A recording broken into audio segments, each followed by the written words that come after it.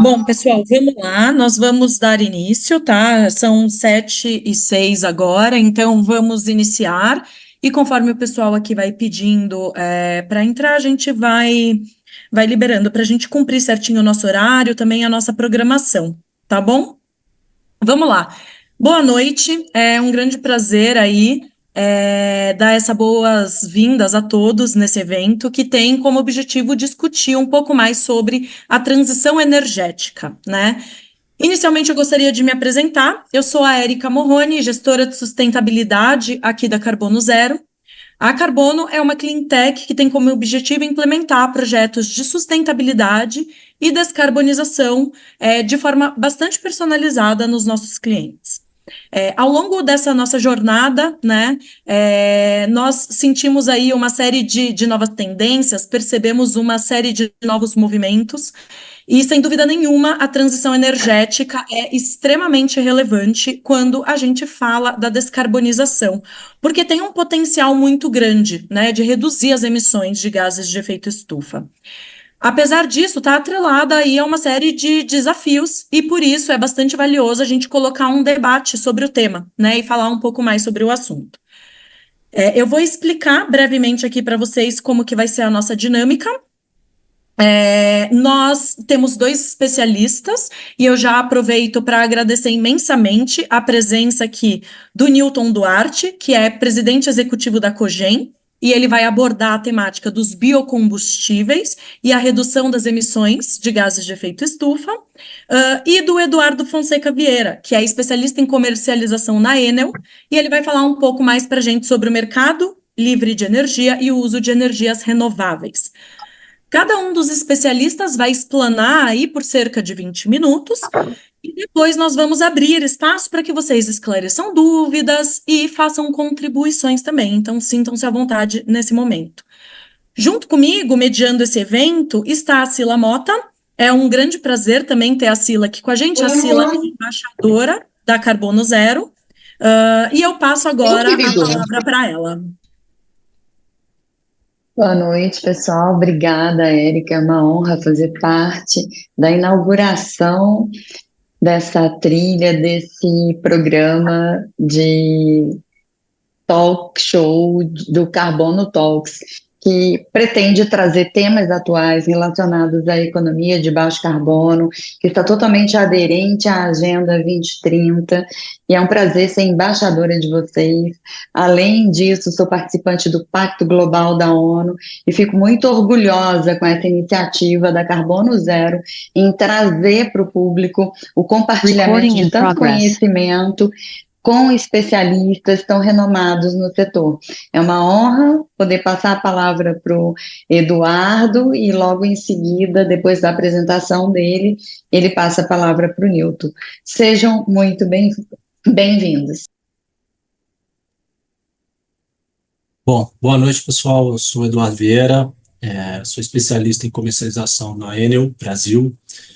Atuo majoritariamente na área de previsão de preço de energia. A gente vai chegar lá, como é que isso pode ser feito. E eu quero agradecer amplamente aí todo mundo pelo convite, é uma honra a senhora ter me chamado também. É uma oportunidade para mim também poder ouvir o Newton, que é um expoente aí, e espero poder contribuir à altura. Da minha parte, eu vou falar do papel do Mercado Livre na transição energética, principalmente no contexto brasileiro. Eu montei uma apresentação bem simples, só com figuras, tá? Para auxiliar pessoal que não seja tão a par desse tema. Vou compartilhá-la aqui em instantes. Já criei o convite, mas já vou puxar então o assunto, né? O que é o Mercado Livre? E para falar do Mercado Livre, eu sempre prefiro começar falando pelo oposto dele, que todo mundo conhece, né? O mercado não livre, vamos dizer assim, conhecido também como ACR, o ambiente cativo, que é o que quase todo mundo conhece. O ambiente cativo é aquele que a gente está acostumado, que a gente paga a conta de luz, né? E qual é a principal diferença do ambiente cativo? Engraçado, parece que ele está com duas telas. Vocês estão vendo a minha tela toda aqui, né, pessoal? Ou vocês estão Sim, vendo só um pedacinho? só para ficar claro. Bom, Duas telas, uma grande e outra pequenininha, mas dá para ver tudo bem, perfeitamente. dá para entender, né? Coisas da tecnologia que ainda não domino. Isso aqui eu não dominei. Mas muito bem. Falando do mercado educativo, que é o que todo mundo é acostumado, que vocês recebem aquela conta de luz, uma certa data do mês, e você paga a conta de luz, né? Como se dá essa aquisição de energia? Qual que é esse processo, né? Eu vou falar aqui de forma simples, e eu acho que é importante citar isso aqui porque fica mais fácil de entender o Mercado Livre, né? Se você um dia tiver a curiosidade de abrir sua conta de luz, tá? Vocês vão ver que você não paga só pela energia. Você paga pela geração dela, realmente, né? Alguém gerou essa energia em algum lugar. Você vai pagar pela transmissão dela, sabe aqueles linhões que vocês veem na estrada, por aí vai. E você, quando ela chega na cidade, né? Ela vai chegar ali na subestação, ela é levada para os postes até chegar na tomada, que está carregando provavelmente aí o, o que você está utilizando nesse momento, inclusive, para assistir a gente, né? E isso também é pago, esse frete localizado de energia também é pago, né? Quem são esses agentes? Né? O primeiro é a geradora, né? A segunda é a transmissora e, por último, a distribuidora. Quando estamos no cativo, pagamos para a distribuidora. A distribuidora te repassa todos esses custos aqui. Tem os impostos também, tá, gente? Não tem como fugir deles, que incide sobre isso tudo. Você paga a energia do gerador, você já paga a energia do transmissor, a transmissão, né, que é feita pelo transmissor, e você paga também esse serviço de entrega que a distribuidora faz. Então, lá no Rio de Janeiro, você vai ter um contrato com a Light, em Minas Gerais com a CEMIG, por aí vai. E não tem negociação. Você não pode falar com a distribuidora, não concordo, não gostei, ou queria uma fonte geradora diferente, não gosto do parque de geração que vocês contrataram. Não há essa possibilidade. É um monopólio, de certa forma, né, a pessoa inserida no ambiente cativo tem que se submeter, né, um contrato unilateral. O Mercado Livre muda o que aqui? Ele muda que você pode escolher de quem você vai comprar energia. Você ainda vai ter que pagar pelo frete da energia. Ela não vem pelo ar para sua casa, para o seu estabelecimento, né? Você ainda vai ter que pagar para o gerador, vai ter que, aliás, para o transmissor e também para o distribuidor. São pagas faturas distintas, tá? Uma vai para o frete da energia, outra vai só pelo produto de energia em si. Eu sempre gosto de trazer esse slide aqui porque gera uma confusão. A partir do momento que eu escolho o meu gerador, e muita gente me traz essa dúvida, né? Poxa, eu quero contratar de um gerador eólico. Muito bom. No Mercado Livre você pode. Há regras para isso e a gente vai chegar lá. Então, como é que eu garanto que é o eólico que me entregou energia? Ele vai fazer um fio até meu estabelecimento? Não, não vai. A infraestrutura que vai ser utilizada é a mesma de antes, tá? É a mesma da linha de transmissão, é a mesma da distribuição. No Brasil, a gente tem um modelo que a gente chama de tide pool, piscina apertada, né? Que é basicamente o seguinte: toda demanda tem uma geração equivalente, senão o sistema cai. E embaixo eu fiz essa ilustração que deixa claro para entender como é que funciona. Isso funciona no mundo contratual. É similar a quando a gente está tentando fazer compensação de carbono. Como assim? O gerador que eu quero contratar, ele coloca uma bolinha na cesta e eu imediatamente tiro uma bolinha na cesta. Ou seja, no mundo contratual, eu tenho certeza que a minha demanda demandou uma geração equivalente. De forma que no mundo contratual, se não fosse minha demanda, não existiria aquela geração da fonte da qual eu contratei. É assim que são feitas as vinculações de contratos, intermediado pela CCE. Essa maturidade do Mercado Livre, ela não veio do nada, desde 1995, que esse mercado foi sendo emancipado dessa forma. E agora eu vou falar sobre por que as pessoas vão para o Mercado Livre. Por que ele é bom? O que ele traz de vantagem? Por que não estamos todos nós no cativo, né? E trago aqui mais essa imagem que, para entender isso, a gente tem que falar do setor elétrico brasileiro, tá? Eu vou trazer para quem nasceu nos anos 90 ou antes, uma memória que vocês devem ter, que foi a crise energética lá de 2001. Uma foto do Brasil naquela época, tá? Era, falando do setor elétrico, das demais coisas também, não existia nem smartphone nem Wi-Fi, mas de setor elétrico também era muito diferente. O Brasil tinha 90% de hidrelétricas, continuamos com muitas, maior parte amortizadas, ou seja, as hidrelétricas já haviam se pagado, podemos falar assim, em termos mais simples, e a expansão, ela era toda térmica. Tá, qual o problema disso? Vamos lá. Uma hidrelétrica amortizada, qual é o custo para ela gerar energia? Uma hidrelétrica, o combustível dela é água, de certa forma, né? Então, se São Pedro manda chuva ou o rio vem carregando mais água para minha represa, eu não recebo um boleto diretamente disso. De forma que pode-se dizer, tá, uma simplificação falar isso, que o custo marginal de produzir mais 1 megawatt-hora para uma hidrelétrica que já está amortizada é praticamente nulo. Ou seja, o Brasil tinha 90% da geração muito barata, vinda de hidrelétricas, e 10% era de termoelétricas, né? Nessa época, gente, era muito caro, quase inviável, impensável se fazer uma expansão renovável. Um parque eólico era tão caro que era mais barato você expandir com térmicas mesmo.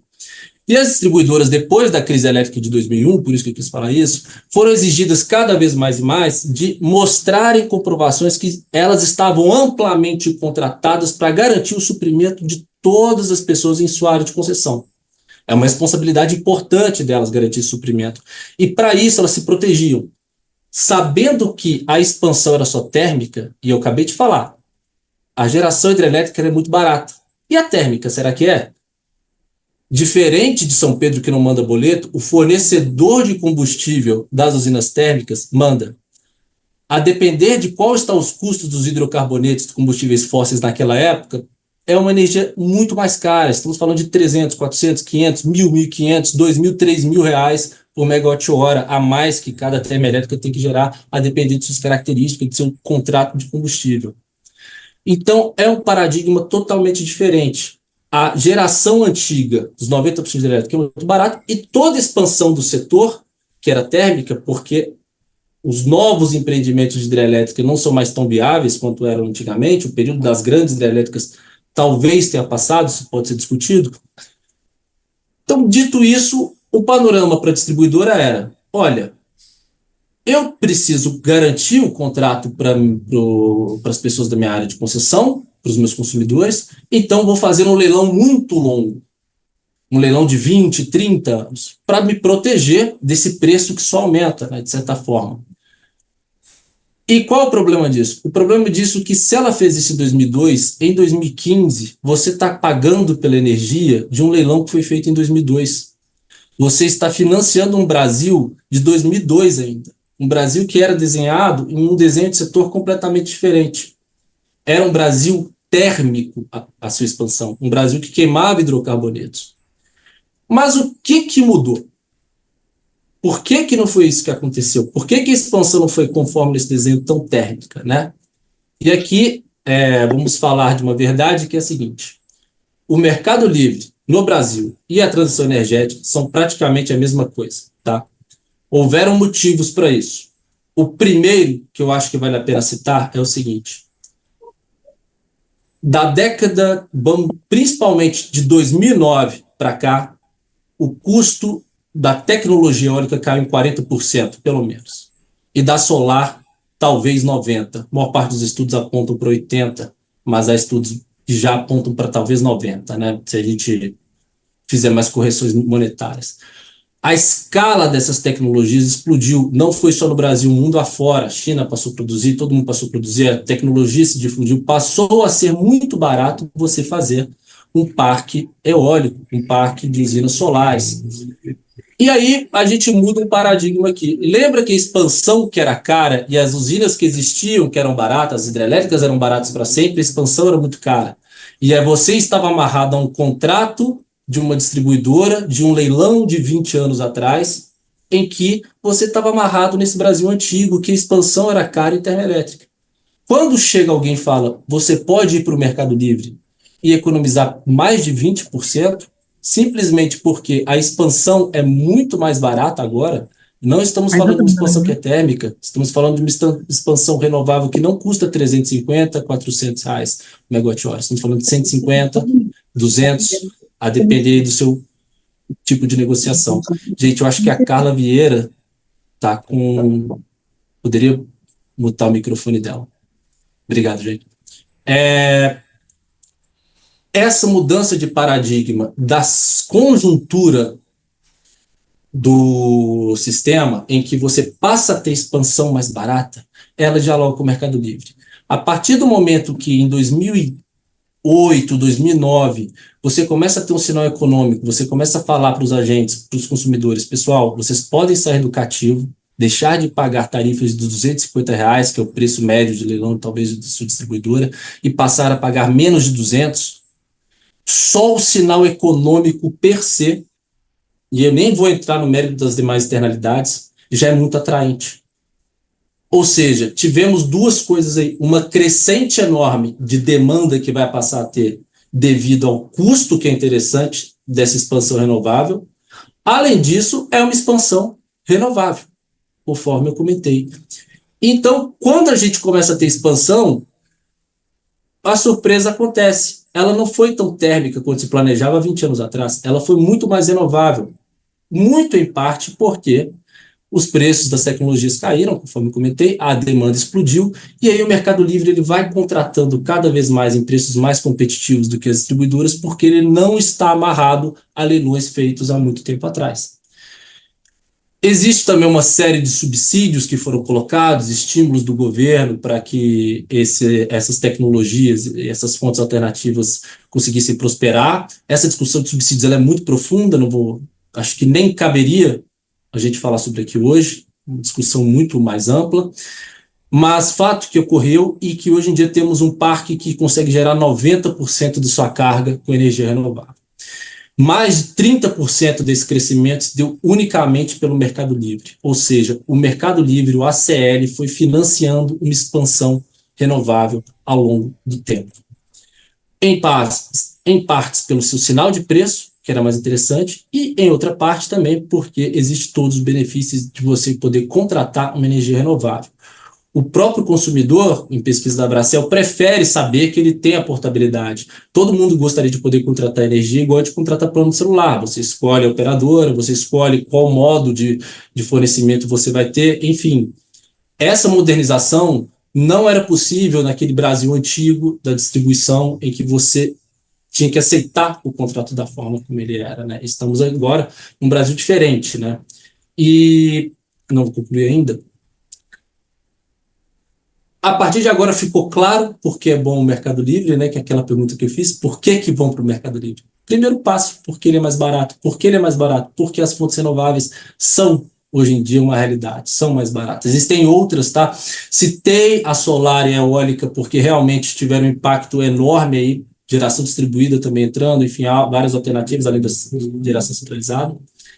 E realmente, quando olhamos a expansão, temos poucas térmicas no radar.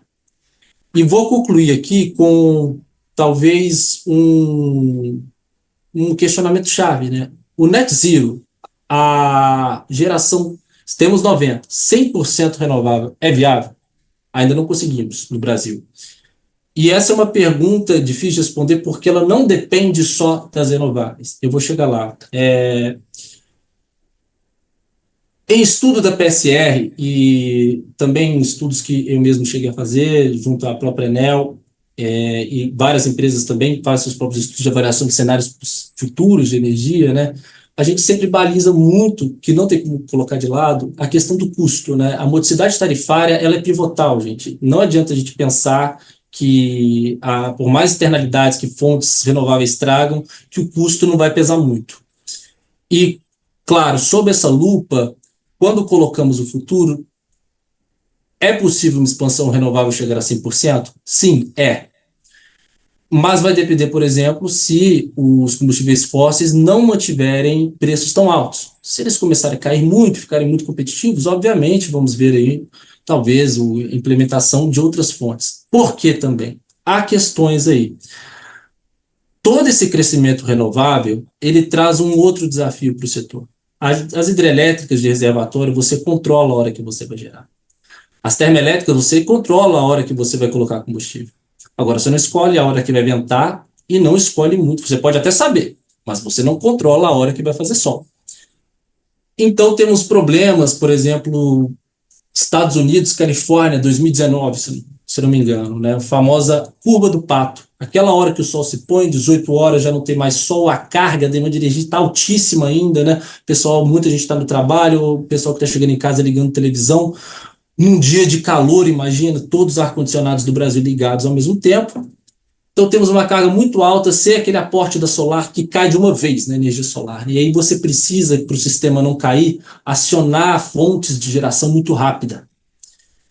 Isso muitas vezes é um desafio para o setor. E isso não acontece só com a solar. Em algum momento em que você pode ter uma queda grande na velocidade de vento em vários parques eólicos, você também vai demandar desse setor. Então, alternativas para isso, sistemas ancilares, mecanismos de proteção têm de ser colocados, tá? É um desafio que o sistema não enxergava antes, porque é um sistema hidrotérmico, agora é um sistema hidrotérmico renovável, e essa parte renovável, ela demanda que o setor tenha mais resiliência. Por quê? Porque ela é intermitente. Você não controla boa parte. Claro, alternativas, os biocombustíveis, acho que o Milton vai poder falar, funciona, você está falando com uma térmica, você controla um pouco mais.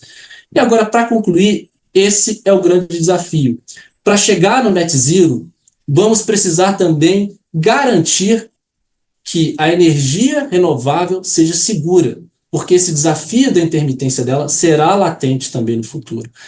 Podem ser por baterias, podem ser por baterias que chamamos naturais, que seriam as hidrelétricas reversíveis, né? Você bombearia a água de volta, por exemplo, de madrugada, que a carga é muito baixa, você aproveitaria a energia excedente das eólicas para mandar água para cima das hidrelétricas de novo. Essa é uma solução, existem várias. Estuda-se todo tipo de tecnologia. Infelizmente, ainda essas tecnologias de reversão, bateria, armazenamento de rápido acionamento, são caras. Ainda não são competitivos, talvez não sejam mais tão à frente. De forma que talvez uma usina térmica de aeroderivada de circuito aberto, que são térmicas muito rápidas, que queimam combustíveis fósseis, mas são muito rápidas, ou seja, elas cumprem esse problema de rampa, quando a luz do sol para e a solar não consegue mais gerar, elas têm sido muito utilizadas no mundo afora, num contexto em que o combustível fóssil pode estar barato ainda. Adianto, vai depender da competição dessas tecnologias, na nossa perspectiva, pelo menos. Tá? É possível net zero no Brasil? Sim, é. Vamos ver se o sistema vai conseguir responder de acordo e se a gente vai evoluir de acordo. O Brasil tem 90%, é precursor, praticamente está no pódio do mundo aí da energia renovável, e a gente tem a faca e o queijo para liderar nesse papel. Gente, falei bastante, espero ter sido claro e agradeço a atenção de vocês. Muito obrigada, Eduardo, pela brilhante apresentação, pelo sobrevoo que você deu no setor e como você demonstrou a relevância do mercado livre para a transição energética. Agora eu convido o Newton a falar sobre a importância dos biocombustíveis nesse processo tão relevante que é a transição. Boa noite, bem-vindo, Newton, a palavra é sua. Obrigado, Sila, obrigado, Érica, Ivan, pela oportunidade, parabéns, Eduardo, pela sua explanação, brilhante explanação acadêmica, extremamente rica e certamente compreensível para todos os nossos amigos assistindo aqui nessa noite. Eu queria também me congratular aí com vários amigos participando da nossa live nesta noite, deixar um grande abraço a eles, ao Celso, ao Márcio, em nome dos dois, cumprimentar a todos aí que estejam nos assistindo. Muito obrigado. Bom, Érica, Ivan e Sila, ao Eduardo e a mim, eu acho que vai haver uma complementação bacana sobre os pontos que eu vou trazer em relação ao que o Eduardo frisou e enalteceu, muito legal, muito rica a apresentação dele. Tomara que tenhamos essa apresentação para poder fazer o uso dela, viu, Eduardo? Em vários fóruns aí para a gente explicar a questão do mercado livre. Aqueles desenhos ficaram bárbaros, eu adorei. Mas o papo, a apresentação do Eduardo, ela geraria uma conversa para meia-noite, todos com fome, dormindo, e nós estaríamos ainda discutindo. É riquíssimo os temas que ele levantou, e eu tenho certeza que, pós a minha fala, uma série de questões aí vão ser levantadas junto à Érica, junto ao Ivan, junto à Sila, no sentido da gente trocar certas informações e ideias aí sobre como esses sistemas vão evoluir. Eu vou falar de outra coisa, eu vou falar de algo complementar, que da mesma forma como energias renováveis, seja as hidrelétricas, sejam as fotovoltaicas e as eólicas, estão dando uma contribuição imensa no país, né? E da mesma forma nós vamos fazer isso com o mundo da cogeração. O cogerar é gerar com mais eficiência. Tudo que ele falou, ele está gerando energia elétrica. A cogeração, ela gera a mesma energia elétrica, só que ela também gera outras utilidades. Em geral, calor, vapor, frio, água gelada, gases, CO2, nitrogênio, por exemplo, para a indústria de bebidas. Vou dar só vocês nunca mais vão esquecer. Ao abrir uma latinha de Coca-Cola, o shh é nitrogênio. E o líquido, quando você bebe e tem bolinhas, aquilo é CO2. Então, é essa a diferença. E ambos os gases eu posso produzir quando da minha cogeração, o que é muito feito, por exemplo, em fábricas da Coca-Cola pelo Brasil, da Ambev, assim por diante. Então, é super legal isso, e ninguém vai mais esquecer que o shh não é CO2, aquilo é nitrogênio, né? E as bolinhas. E por que o nitrogênio está lá? Para que a Coca-Cola não fique choca, ela não perca o CO2 e fique choca, como a gente conhece, às vezes, de chacoalhar muito uma Coca-Cola ou um Guaraná e ele fica choco. Então, no mais nós vamos falar, não é bem da Coca-Cola que nós vamos falar de outra coisa. Primeiro, eu vou dar um quadro para vocês, que eu vou, de certa forma, situar o Brasil frente ao mundo com relação às questões energéticas, elétricas e de cogeração. Para isso eu vou colocar a nossa participação aqui. Deixa eu colocar aqui, vamos ver aqui como é que eu faço. Não é aqui. Vou desfocar um minutinho. Aqui. Deixa eu colocar a minha tela aqui.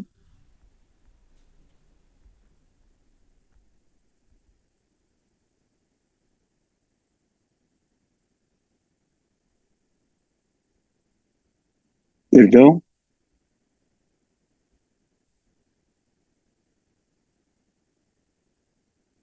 Vocês estão vendo agora? Está compartilhado?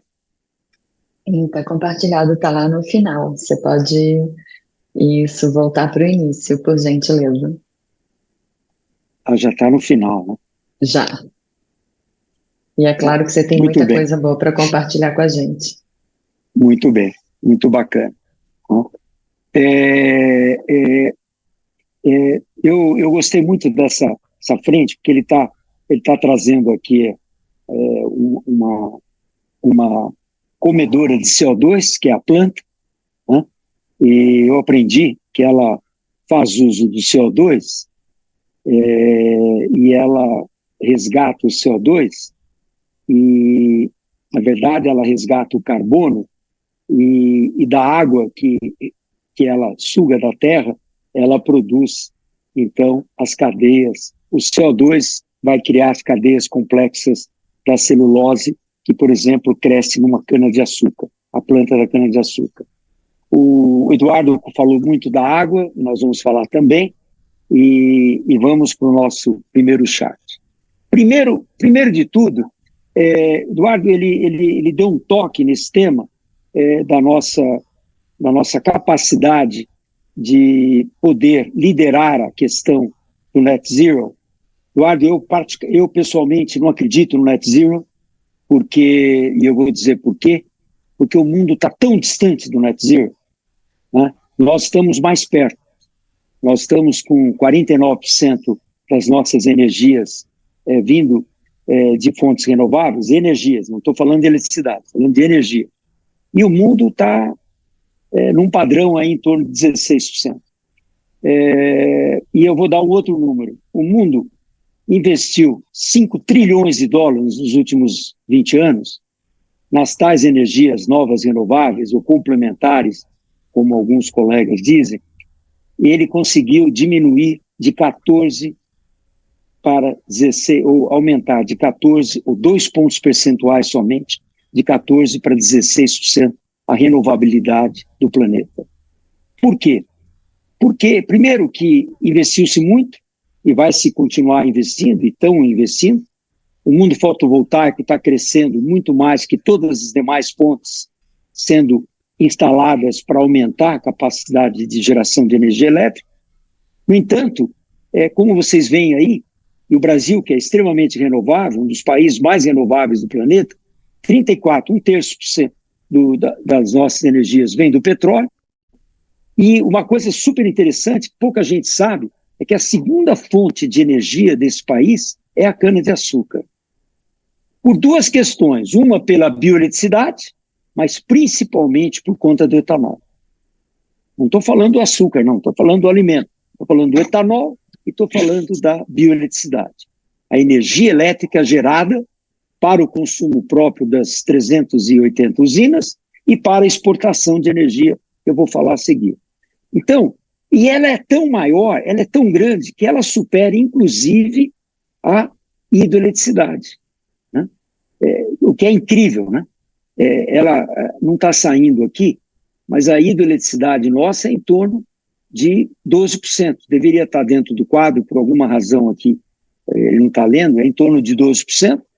A nossa hidroeletricidade, energeticamente falando, a cana com 15% e o petróleo com 34%. O gás natural, que já é palpável, com 10%. Quer dizer, ele é extremamente forte e nós vamos ver por que também. Não só pelas térmicas citadas, muito bem citadas pelo Eduardo, mas também a própria cogeração com gás natural, ela alimenta indústrias importantes, como a petroquímica, como a siderurgia, como a área de alimentos e bebidas, que todas fazem uso do gás natural. Aí nós vamos para o mundo elétrico. O mundo elétrico, ele não deixa de ser 49%, ele passa para quase 90%, como bem citado pelo Eduardo. E aí, a parte hídrica, aí em números de 2022, a parte hídrica ela é preponderante, quase 2/3, né? Ela tem um poder espetacular, porque a maior bateria do planeta está nesse país, com 290 gigawatts de bateria. Bateria essa de energia potencial, de água dentro dos reservatórios. E ela é bem dividida, ela tem 2/3 dela, em torno de 205 gigawatts, ficam no Sudeste, aqui nos estados aqui do Sudeste e Centro-Oeste, perdão, e o restante fica uma boa parte no Nordeste, uma parte menor no Sul e uma parte pequenininha na região norte do país. Então vocês veem que houve um crescimento palpável do mundo eólico, superou o mundo de biomassas, né? Biomassas que hoje contém mais ou menos 20,7 gigawatts, em torno de 8% da base instalada brasileira. As eólicas já encostando nos seus 40 gigawatts. E o mundo solar, e estou falando isso hoje, e o mundo solar já espetacularmente crescendo, né? A casa aí de 2 gigawatts por mês praticamente, né? A gente tem visto isso, mesmo depois daquelas medidas que foram, que cessaram as medidas de subsídios, etc., envolvendo a instalação da mini geração distribuída até 5 megawatts, por uma série de projetos, e a própria microgeração distribuída em mais de 2,5 milhões de lares brasileiros e unidades de comércio e industriais, mas a grande massa foi de lares brasileiros. Hoje, 2,5 milhões de lares, ou seja, vezes 4, 10 milhões de brasileiros têm a sua autogeração elétrica dentro de casa. Então, isso dá um quadro em torno de 90% de renovabilidade elétrica, e há anos, como 2022, que choveu a beça, a gente teve um ano espetacularmente chuvoso, onde esse número chegou a 94% da geração vindo de fontes renováveis, porque a fonte hídrica ela cresceu enormemente com a capacidade dos reservatórios cheios, etc. Houve uma recomposição dos reservatórios de 18% para 78%, quase 80% ao longo de 2022. Né? Então, esse é um quadro elétrico absolutamente invejável com pouquíssimos países, a exemplo da Noruega, que conseguem encostar conosco, e alguns outros países. Quem tem algo muito semelhante ao Canadá. O Canadá é um Brasil espalhado, o Eduardo sabe disso direitinho, porque ele acompanha esse mundo para e passo, e a gente, enfim, tem um quadro elétrico maravilhoso. Mas ele colocou uma coisa super importante, e ele frisou isso: o problema é que o nosso crescimento, talvez um pouquinho descoordenado desse mundo das novas renováveis, ele está trazendo consigo uma dificuldade, que é a falta de resiliência dessas fontes. Porque nós tivemos hoje à tarde, em torno das 5h30, nós devemos ter perdido uns 29 gigawatts, num dia ensolarado como foi hoje, perdemos 29 gigawatts de geração. E, não obstante, nós não desligamos as luzes e a iluminação do nosso escritório, vocês também não desligamos o ar-condicionado, está tudo funcionando. Então, alguém teve que suprir essa falta dos 29 gigawatts. Isso é real. E quem está suprindo isso sempre? As hidrelétricas. Então, num quadro onde hoje tenhamos aí em torno de 70% do nível reservatório, e a gente dá uma boa resposta a essa necessidade, todas as tardes praticamente, numa condição como de 2021, que tínhamos reservatórios a 18%, e tendíamos a 7%, que teria sido uma catástrofe, aí nós estaríamos num quadro extremamente crítico no Brasil. Então, um ponto que eu já vou deixar aqui para uma discussão será que um 100% de renovabilidade, não fazendo-a com hidro, nós conseguiríamos viver no futuro? Muito provavelmente com enormes dificuldades.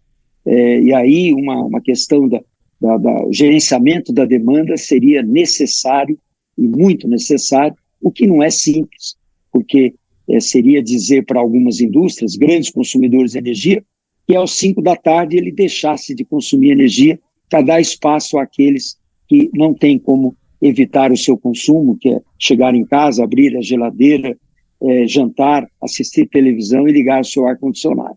Então, é extremamente complexo, e essa certamente será um tema para alguns minutos. No quadro aqui do Sudoeste, a cogeração no mundo, olha que coisa bacana. O Brasil, nós temos um quadro extremamente rico na nossa cogeração, né? Onde a gente tem uma situação de mais ou menos 88%, 85% renovável, enquanto que o mundo tem 16% renovável na cogeração. Vocês veem que boa parte da cogeração no mundo se dá com carvão e o gás natural, né? Enquanto o Brasil, somente 15% dessa cogeração faz uso de combustíveis fósseis, 85% de combustíveis renováveis, né?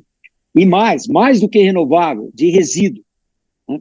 Resíduo quer dizer, ele já foi usado para alguma coisa, ele já produziu, no caso, por exemplo, da cana-de-açúcar, ele já produziu o açúcar, já produziu o etanol, ele vai produzir o biogás e o biometano do resíduo do etanol, que é a vinhaça e os resíduos sólidos, e ainda assim ele pode gerar energia com o bagaço, né? E esse bagaço, hoje em dia, ele ainda vai gerar outras coisas, como nós vamos falar. Então, a diferença do Brasil para com o mundo na cogeração, ela é assim patética, né?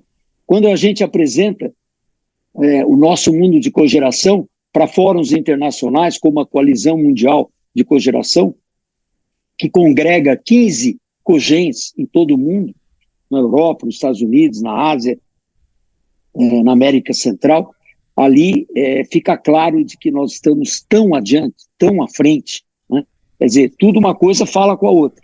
Um outro exemplo é o papel celulose. Como um dos países um dos maiores produtores de papel celulose do planeta, nós temos ali a condição de fazer uso de uma fonte renovável, de uma fonte do eucalipto e das aparas, e a gente produz energia elétrica e também exporta energia elétrica para o grid, né?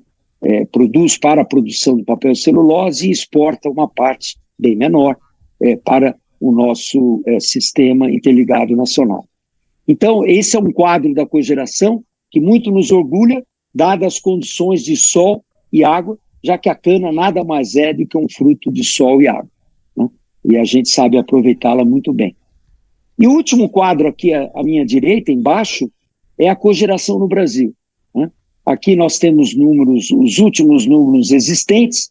Vocês veem que na base instalada, os números de cima, em 2005 tínhamos 7,4 gigawatts, hoje chegamos a 20,9 gigawatts, eu erroneamente falei 20,7, então quase 21 mil megawatts, com uma capacidade fantástica e com várias vantagens, porque toda essa cogeração ela é distribuída em várias regiões do país, principalmente no Sudeste, Centro-Oeste, um pouquinho no Centro-Oeste, mais ao norte, né?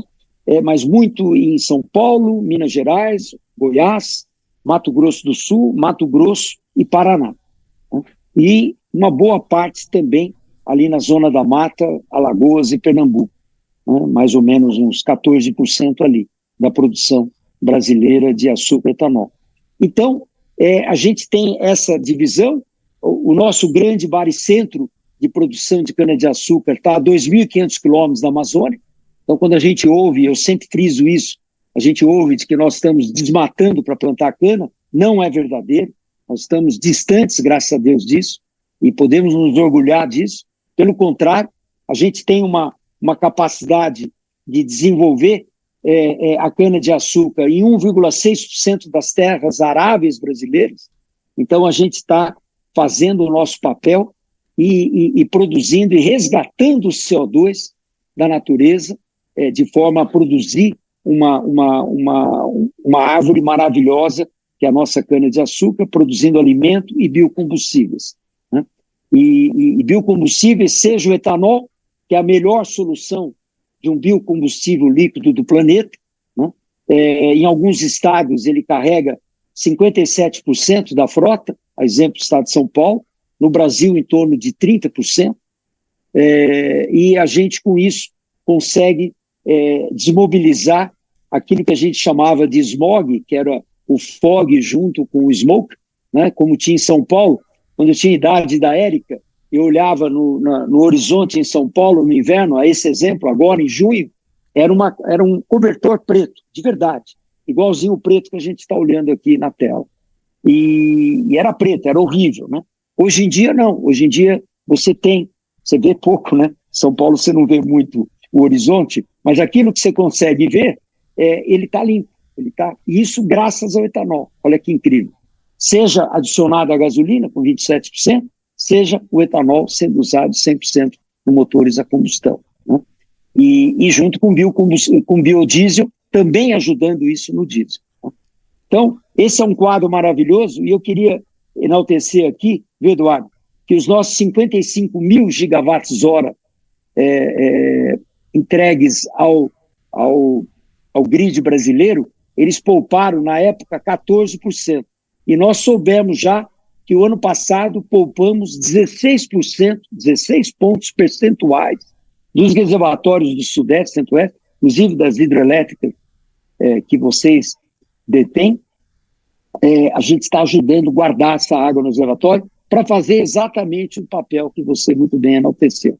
Então, a cogeração ela tem esse papel, esse serviço ancilar também de guardar água nos reservatórios, dotando o mundo hídrico da capacidade de enfrentar a necessidade, então, desse não curva do pato, mas hoje no Brasil é um cânion.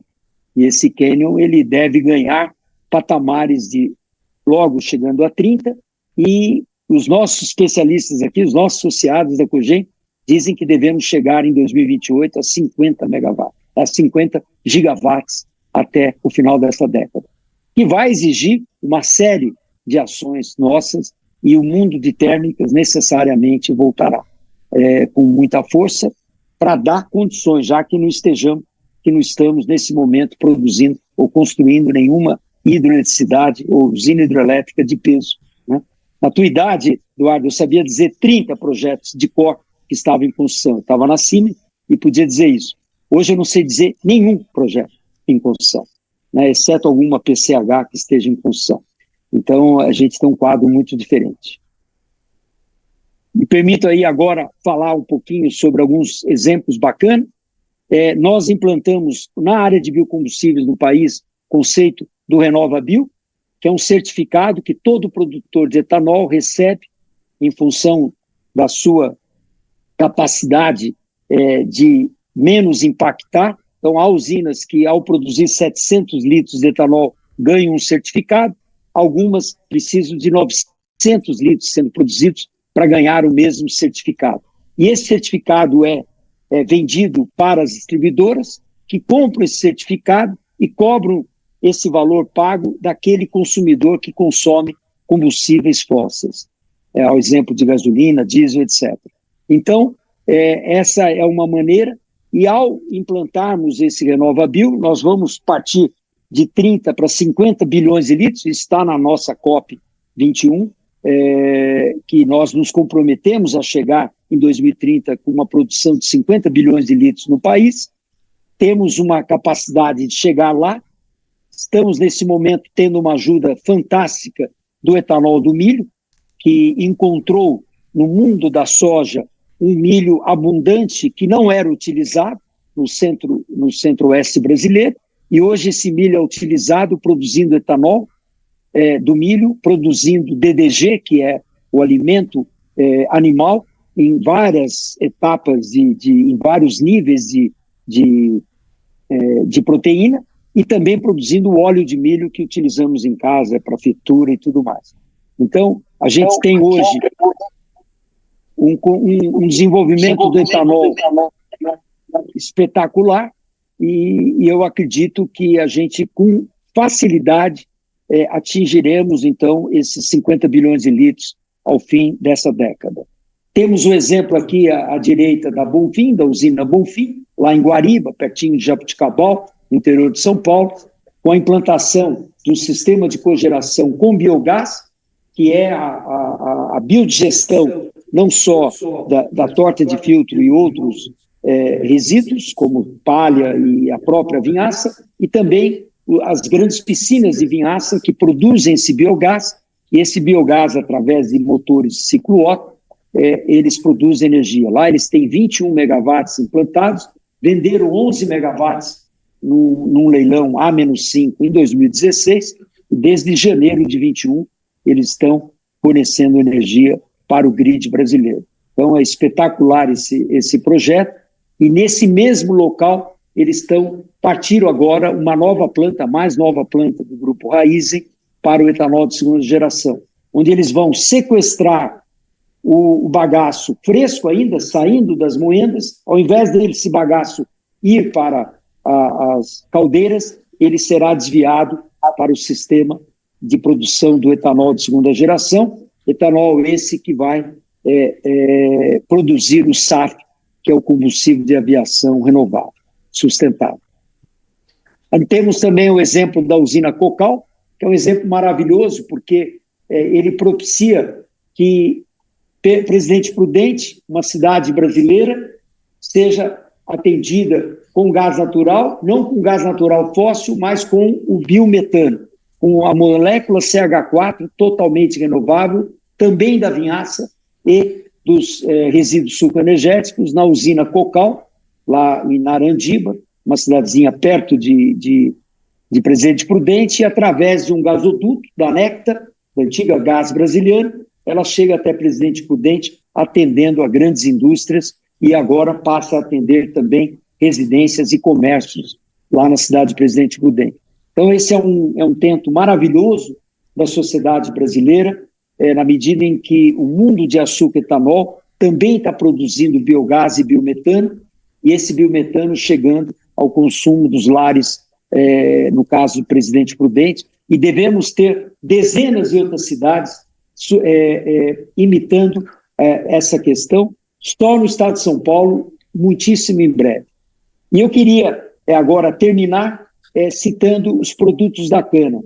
A cana ela é uma dádiva brasileira, assim como a hidroeletricidade para o Brasil, porque ela é um produto que nós fazemos bom uso do nosso sol e da nossa disponibilidade de água, e ela produz alimento barato, é exportado, somos o maior exportador de açúcar no mundo, produzimos o etanol da cana-de-açúcar, somos o maior, não o maior produtor de etanol, porque os Estados Unidos produz mais etanol que o Brasil, mais que o dobro, ou coisa do dobro, mas a gente tem, os Estados Unidos tem o E10 na gasolina, tem 10% de etanol, e nós temos 27% de etanol na gasolina. Então a gente tem um impacto muito menor nas cadeias carbônicas que a gasolina emite. Lembrando que a gasolina é C8 e o etanol é C2, em termos de carbono, e o diesel é C13. Então, quanto mais a gente fugir da gasolina, indo para o etanol, nós estamos descarbonizando a nossa matriz de mobilidade, pois temos a biodiversidade com todas as vantagens e predicativos que eu citei, e o Eduardo também.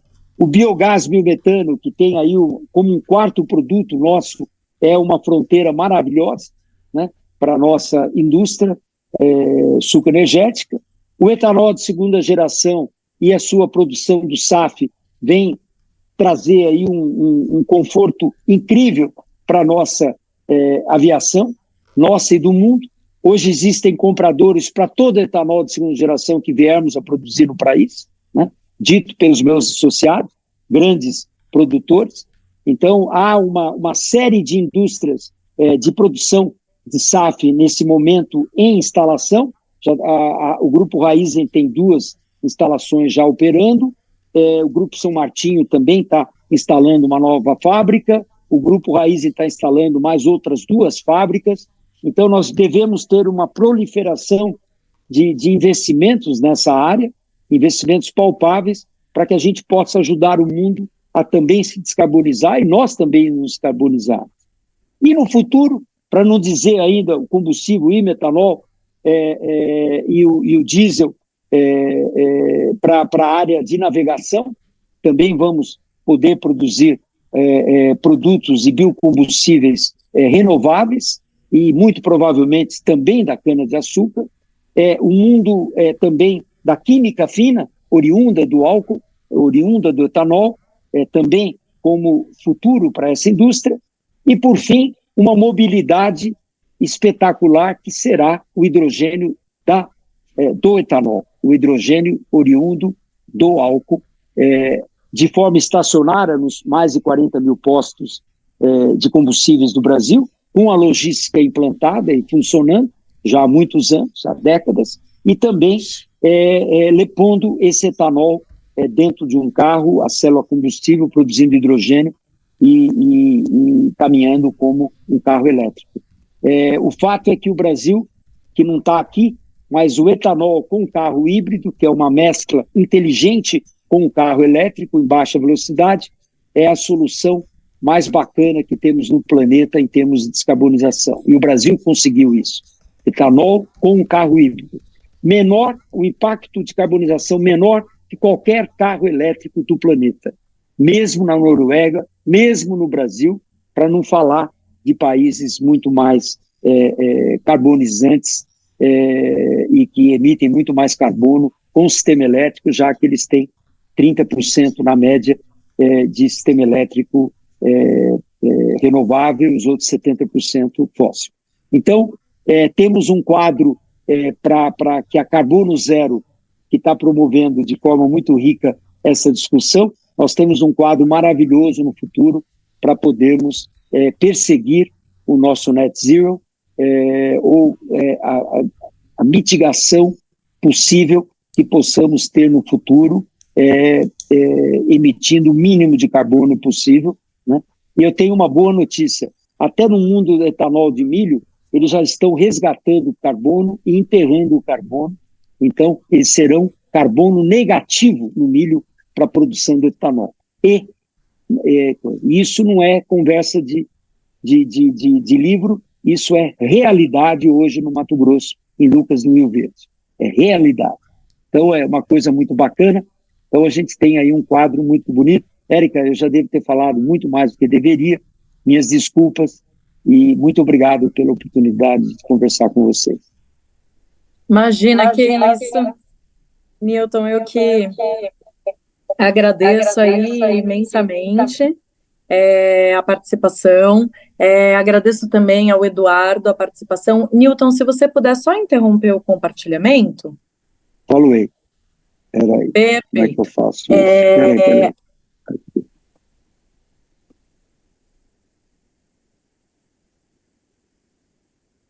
Sem problemas, pessoal, a gente vai seguindo. Nós estamos quase que no limite do nosso tempo, na verdade, no limite ali do nosso tempo, mas não queríamos encerrar sem dar espaço aí, verificar se o pessoal tem alguma dúvida, gostaria de fazer alguma participação, alguma contribuição, aproveitar esse momento aí, a gente não se alonga muito, ok?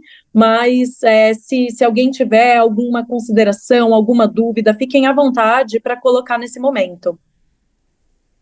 Raidan, tudo bem, Newton? Tenho uma dúvida na parte de energia solar. Hoje você vislumbra que esse viés da energia solar, ele tende a aumentar ou a eólica vai aumentar em paralelo à solar ou vice-versa? Em uma das duas, alguma vai sobressair sobre a outra? Ou alguma vai ficar para trás? Como que você vê os próximos aí 10 anos? Eu posso responder a minha visão, mas eu gostaria de ouvir primeiro o Eduardo, porque ele está acompanhando isso para e passo na distribuidora. E, Eduardo, coloca aí, depois eu dou minha impressão também.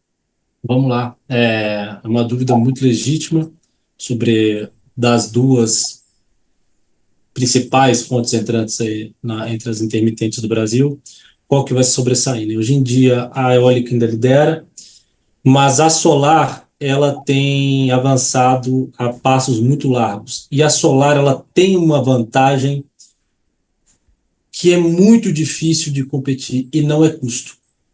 É o fato de você poder fazer um parque solar perto da carga. Um parque eólico, ele tem locais do Brasil estratégicos que ventam mais. Já o sol, ele é muito mais democrático. No Brasil, então, ele faz sol de norte ao sul. Claro que há lugares mais áridos que você vai ter ali maior incidência de iluminação, o centro-oeste tem um período muito bom ali, região do Goiás, excelente, o nordeste brasileiro também, parte da Bahia, do sertão baiano. Enfim, há várias áreas que realmente elas contribuem um pouco mais, mas na média, qualquer lugar é muito bom para se pôr solar. E dito isso, você alivia o sistema de um problema muito grande, que é qual? Você construir ativos bilionários, que são as linhas de transmissão, ativos muito caros, que quem paga, no final, é o consumidor, entendeu? Não tem como, né? Esse custo é repassado, e você traz para perto da carga e minimiza esse custo. Existe, claro, o problema da intermitência, que ela só gera uma certa janela, mas mesmo o operador ciente disso, né, e todos os órgãos competentes, Ministério de Minas e Energia, a EPE, pesquisa energética que mapeia essa expansão, ela é difícil de controlar. Por quê? Porque a partir do momento que você cria a geração distribuída, a GD, que também é uma fonte de energia solar, ela só não está em usinas centralizadas, é completamente imparável, praticamente, você impedir as pessoas, você ter uma coerção dos consumidores de não construírem seus painéis solares.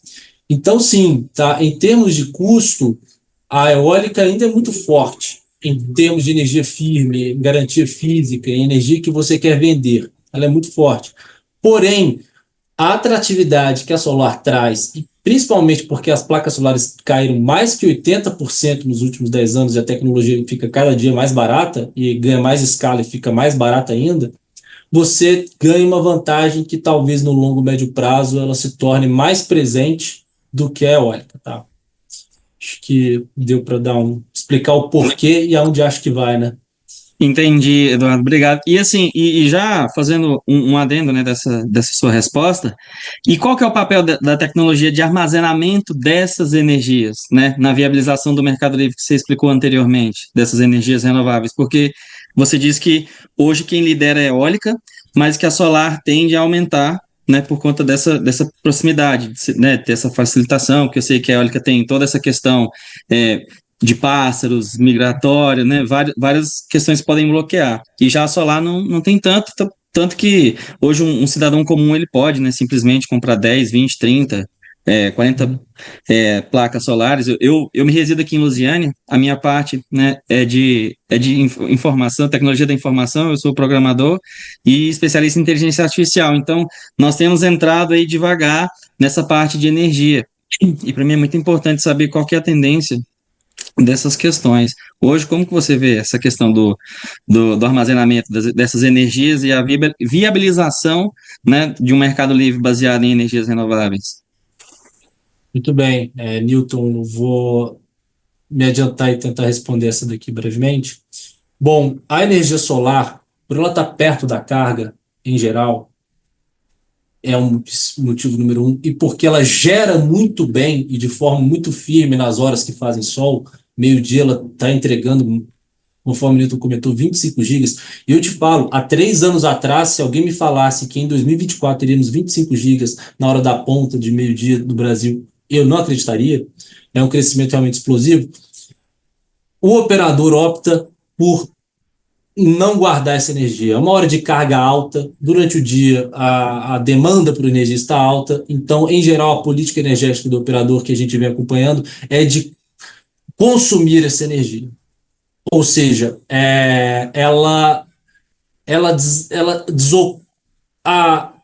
como eu posso dizer, ela desocupa um pouco o papel da hidrelétrica que estaria gerando naquela hora. Por exemplo, se não existisse solar, estariam sendo gerados 25 gigas a mais de hidrelétrica. Só dessa forma já dá para fazer uma conta mais ou menos de padeiro, que então você poupa, na hora de ponta, 25 gigas ali da hidrelétrica, né? Porém, de madrugada ela não gera. E a eólica gera.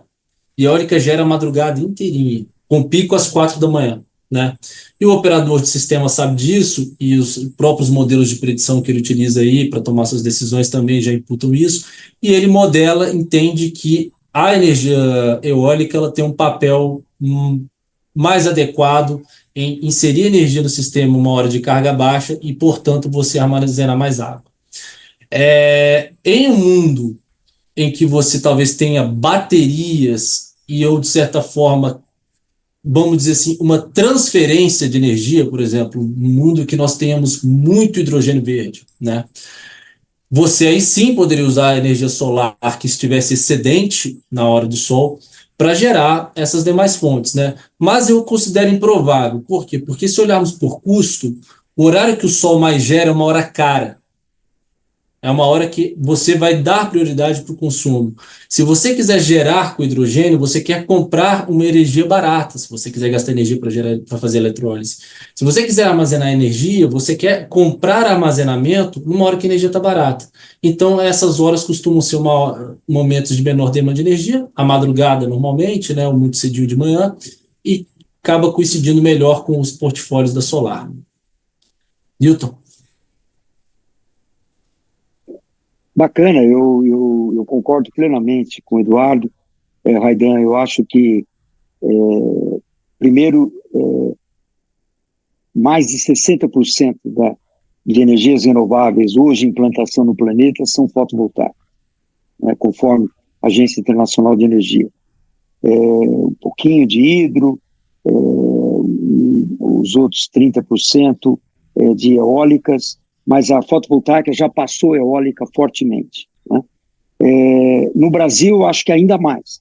Eu vejo complexo um setor elétrico hoje sobre-ofertado, né? As distribuidoras estão sobrecontratadas, existe uma migração dos últimos clientes do setor regulado, do ACR, como ele explicou no início, que estão migrando para o mercado livre, de um total de 100 e poucos mil, já tem aí uma parcela importante migrando para o mercado livre, está diminuindo o consumo de energia das concessionárias, daquela energia, quer dizer, ela continua levando a energia, só que essa energia não é mais faturada a ela, e sim àquele gerador do mercado livre que está suprindo aquele cliente, aquele consumidor. Então, eu vejo o mundo da fotovoltaica crescendo enormemente, continuará crescendo com os projetos de micro e mini geração distribuída e alguns parques muito dedicados. O Eduardo coloca a questão do desenvolvimento do hidrogênio. O hidrogênio, a eletrólise, ela não funciona aos pedaços, ela não pode só funcionar de madrugada, ela vai precisar do setor elétrico para funcionar o dia todo, porque ele não consegue ligar e desligar. Ele só funciona com eficiência se ficar ligado. Então, esse é um tema a mais. E, por fim, a questão de baterias.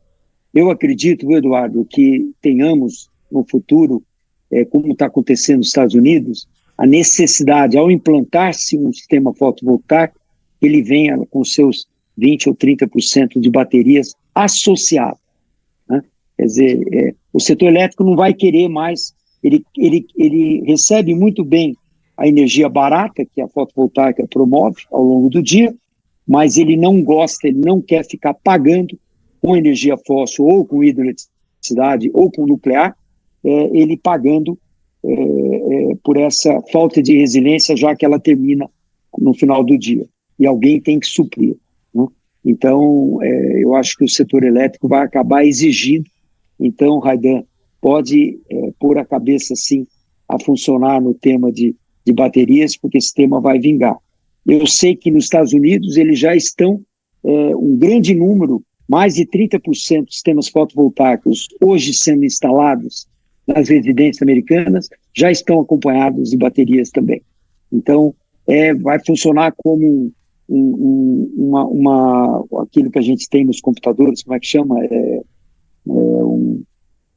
Que é aquela bateria que funciona, um no-break, vai ser um no-break do início da noite, né? E, em última análise, nós no futuro vamos ter que, aqueles que quiserem usar os sistemas fotovoltaicos nas suas residências vão ter que desligar-se do sistema, ele vai trabalhar e só volta à noite para ser uma carga do sistema.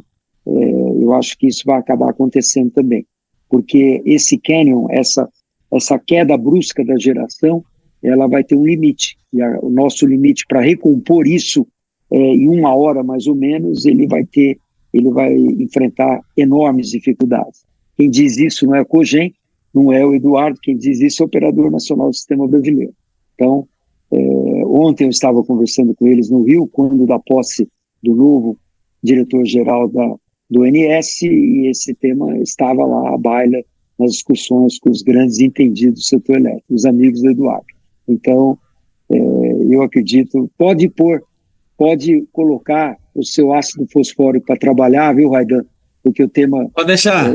Bateria, ele vai ser parceiro do mundo fotovoltaico, sim. Né? Eu estou de olho no Hélio 3 também, Newton.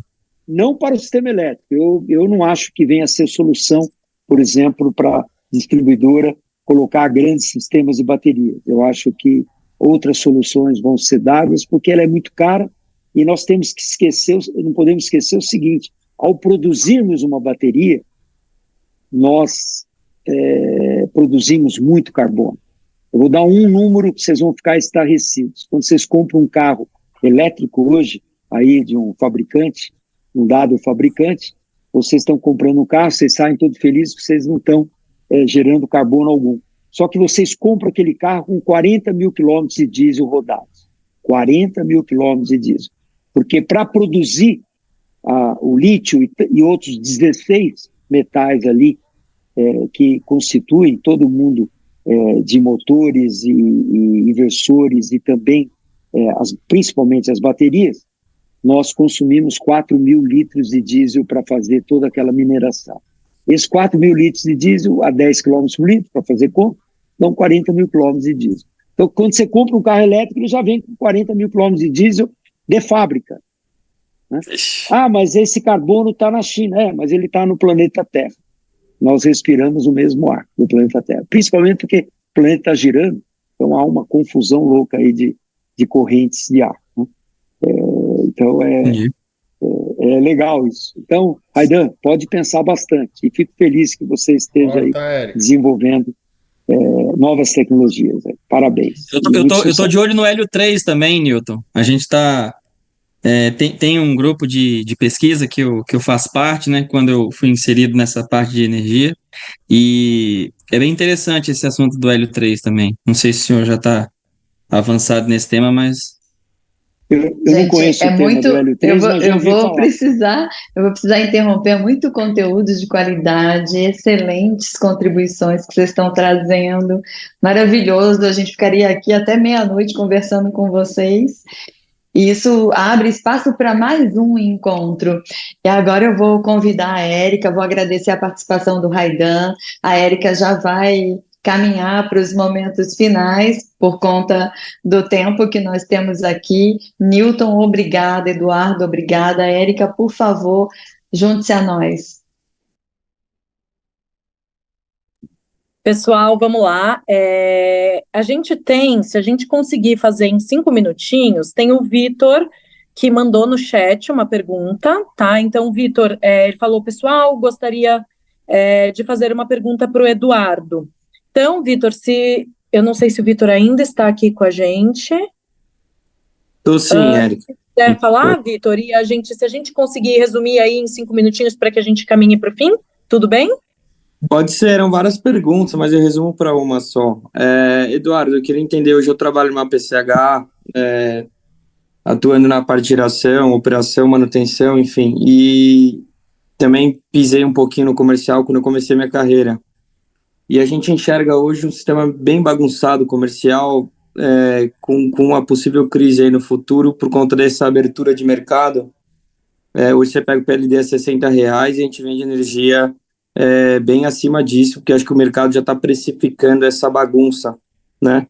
Essa abertura de mercado, sim, ela é excelente, ela é maravilhosa, mas ela gera um aumento muito grande no mercado. Eu queria entender de vocês, da distribuidora, inclusive, qual está sendo o impacto, porque sim, para o planeta é ótimo, para os consumidores também pagar menos, mas para o mercado em si, se ele for um crescimento muito grande e do nada, ele é agressivo e pode vir fazer com que, por exemplo, as distribuidoras que estão perdendo uma fatia desse lucro que elas tinham na venda da energia, como que a Enel e outras distribuidoras que vocês conhecem muito bem, são muito grandes, estão se defendendo desse problema que está acontecendo aí. Não, tranquilo. Prazer, Vitor. Agradeço a pergunta. No negócio de distribuição, tá? Em geral, a parte que você ganha realmente, olhando o net de um balanço, não é com energia elétrica, por incrível que pareça. É com frete mesmo. O custo da energia é, por lei, repassado, entendeu? A distribuidora ela não pode lucrar, especular com energia elétrica. É claro que esse papel dela de grande, vamos dizer assim, recolhedora de receita do setor elétrico está cada vez mais em xeque. Isso diminui a força dela perante o setor. E, inclusive, a migração para o Mercado Livre é muitas vezes vista como uma nova oportunidade, entendeu? Para você, então, para outros agentes, possivelmente começarem a sim ganhar dinheiro com a energia em si, né? Em tese, a receita pela energia ela é muito concentrada ainda nos geradores. Mas respondendo a sua pergunta, realmente a expansão do setor ela saiu do controle, tá? E isso pode resvalar naquele conceito que eu comentei dos subsídios, tá? Isso é uma discussão muito profunda, e essa sim, se eu começasse, a gente terminaria 3 da manhã aqui, porque ela é muito divisiva, até que ponto os subsídios das renováveis fizeram sentido no contexto brasileiro, até que ponto vale a pena seguir adiante com eles, tá? Mas fato é que, hoje em dia, na verdade, nós nos encontramos sobreofertados estruturalmente. Tá? O setor brasileiro ele tem o preço que flutua ainda, esses contratos futuros que você mencionou, justamente devido aos regimes de afluência. Né? Em geral, são modelos preditivos que o INS utiliza, né? Esses modelos preditivos vão balizar o PLD da CCE, que é formado aí que é o preço que se paga pela energia, né, hoje em dia. Olá. O que baliza esse preço, tá, gente? Eu vou tentar ser breve. É basicamente a escassez de chuva ou não, tá?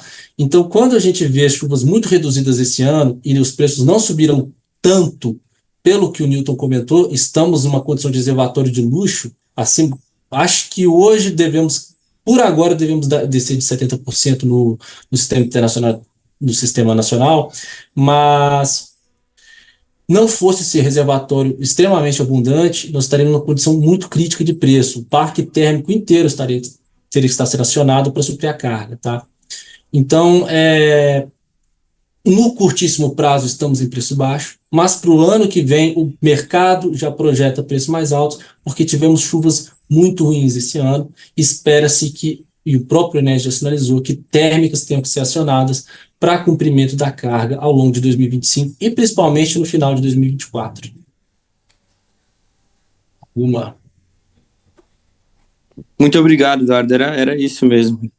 Valeu, Vitor. Qualquer coisa, eu deixei meu e-mail, pode falar com o pessoal. Se tiver mais dúvida dessa parte de preço, você pode ficar à vontade para falar comigo, beleza?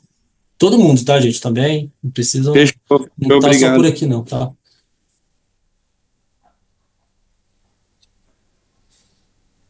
Gente, que Perfeito, espetacular, pessoal. né? Perfeito, muitíssimo obrigada aí pela participação de vocês. Nós vamos disponibilizar, tá, a apresentação, e aí vocês fiquem à vontade para mandar mais perguntas quando receberem, tá? Assim que possível a gente direciona para o Eduardo, para o Newton, se vocês ainda tiverem dúvidas, tá? De modo que a gente consiga atender a todos aí. O nosso tempo de fato aqui está encerrando, até para não prolongar muito aí para todo mundo, né? Então, eu aproveito já para agradecer a participação de todos, os nossos especialistas, a Sila, toda a nossa equipe aí que contribuiu para que esse evento acontecesse da melhor forma possível e todos os participantes que estão aqui até agora com a gente, 8h20 já, e ainda estão aqui firmes e fortes. Eu queria dar a palavra para as considerações finais, tanto do Eduardo quanto do Newton. Considerações breves mesmo, sem grandes sem grandes exigências aí. E muitíssimo obrigada novamente pela participação de todos. Vamos seguir talvez a ordem alfabética? Eduardo, eu passo a palavra para você e depois para o Newton, tudo bem? Muito bom. Bom, vamos lá então. Eu queria agradecer muito, gostei muito da apresentação do que o Newton trouxe para a gente. Ficou muito claro que o Brasil ele busca muita sinergia, né, com todo o potencial agrícola que ele tem e, consequentemente, vai gerar todos esses biocombustíveis na sua cadeia de produção e como ele aproveita bem essa sinergia e aumentando esse portfólio de energia que é potencialmente muito invejável que nós temos, né? Principalmente falando de eletricidade. Acredito que o mercado livre, gente, ele não vai parar de crescer. O consumidor para 500 kV agora já está habilitado desde 1º de janeiro de 2024, ou seja, vou dar um número para vocês. Quem paga uma conta de luz acima de R$ 10.000, em geral, já pode migrar para o Mercado Livre e lá ele vai poder optar por todo tipo de fonte que ele achar interessante, inclusive, a depender do modelo de negócio dele, pode ser muito interessante uma fonte de um modelo de cogeração, um modelo de biocombustível, ou quem sabe também, a depender, e vão haver várias empresas, devido a essa privatização que tivemos aí no setor elétrico, vai haver várias empresas para trazer a consultoria adequada para cada tipo de consumidor, a exigência, a necessidade que ele tem, de forma que ele otimize seus ganhos aí e agregue tantas externalidades para crédito de carbono, qualquer coisa que seja para sua empresa. Enfim, é um oceano azul de negócios, de oportunidades. Beleza, pessoal? Agradeço muito ao Newton, a Sila e a Érica e a todos que permitiram minha participação aqui e tiveram a atenção de me ouvir durante esses longos minutos que eu acabei falando. Agradeço, gente. Muito obrigada, Edu. Imagina, Eduardo. Com a palavra, Sila, Obrigado, pode ir. Érica. Eu queria agradecer, mais do que tudo, agradecer a você, a Sila, e agradecer ao Eduardo pela aula que ele nos deu aí sobre como ele enxerga o setor elétrico brasileiro. Ele não sabe, mas ele é nosso associado e vou usá-lo em outras oportunidades. Viu, Sila? Você não tem o poder único sobre ele, não. Fico Nós vamos honrada, usá-lo em outras Newton. Muito discussões. honrada. Eu acho que eu não quero repetir nada que o Eduardo fez de forma muito rica e muito abrangente. Simplesmente agradecer a vocês, e eu acho que foi uma excelente oportunidade para discutirmos algumas questões muito importantes sobre como o nosso Brasil vai poder contribuir para a descarbonização. E parabenizar a Carbono Zero pelo evento, agradecer a Érica, ao Ivan, e agradecer imensamente também a Sila, e obrigado, Eduardo, pela classe, pela entrevista aqui, que foi de graça e rica. Pena que não durou mais. Um abraço grande a vocês, muito obrigado. Hilton, muito obrigada pela generosidade, pelo seu tempo, por estar aqui compartilhando tantos anos de conhecimento, de experiência, com tanta generosidade, com tanta doação, que a gente possa ter você mais vezes junto com os nossos projetos. Muitíssimo obrigada, e muito obrigada, Eduardo. Obrigada a toda a audiência que participou, Raidan, Victor e toda a turma da Carbono Zero, que colocou de pé esse projeto tão grandioso que é o Carbono Talks. Obrigada, pessoal. Pessoal, então vamos encerrando hoje o nosso encontro. Novamente quero agradecer a participação de todos e nós ficamos à disposição. Nós vamos disponibilizar o material, ok? E ficamos à disposição para esclarecer dúvidas, conversar mais sobre o tema. Sintam-se à vontade, ok? Para responder lá pelo e-mail, que estaremos ali de olho para atender a todos, tá bom? Fiquem bem todos e até mais. Tchau, tchau, boa noite. Boa noite a todos, obrigado. Boa noite, gente. Obrigado. Obrigado, boa noite.